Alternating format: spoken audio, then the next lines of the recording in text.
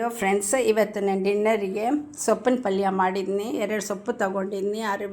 ಅರವೆ ಸೊಪ್ಪು, ಇದು ದಂಟು ಸೊಪ್ಪು ಫುಲ್ ಕಟ್ 2 ಕಟ್ಟು ತಗೊಂಡು, ಆಮೇಲೆ ಬಾಣಲಿ ಇಟ್ಟು ಬಾಣಲಿನಲ್ಲಿ ಸಾಸಿವೆ, ಆಮೇಲೆ ಒಗ್ಗರಣೆಗೆ ಸಾಸಿವೆ ಹಾಕಿ ನೆಕ್ಸ್ಟ್ ಹಿಂಗೆ ಹಾಕಿದ್ದು. ನಾವು ಜಾಸ್ತಿ ಹಿಂಗೆ ಹಾಕ್ತೀವಿ ಯಾಕಂದರೆ ಡೈಜೆಷನ್ ಚೆನ್ನಾಗಾಗುತ್ತೆ ಹಿಂಗಿಂದ.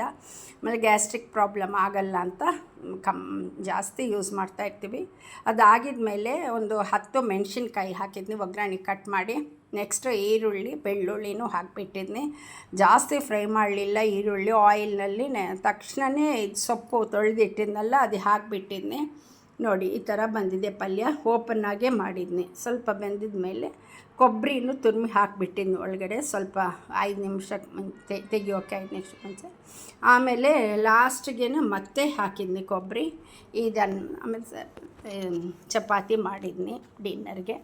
ಇದು ಇವತ್ತು ನಮ್ಮದು ಡಿನ್ನರು. ನಮ್ಮ ಮನೆಯವ್ರಿಗೆ ಇವಾಗ ಕೊಡ್ತೀನಿ ಅಷ್ಟೇ. Thank you. ವಾಚ್ ಮಾಡಿರೋದಕ್ಕೆ ಸಬ್ಸ್ಕ್ರೈಬ್ ಮಾಡ್ಕೊಳ್ಳಿ, ಶೇರ್ ಮಾಡಲಿ, ಲೈಕ್ ಮಾಡಿ ಅಷ್ಟೇ.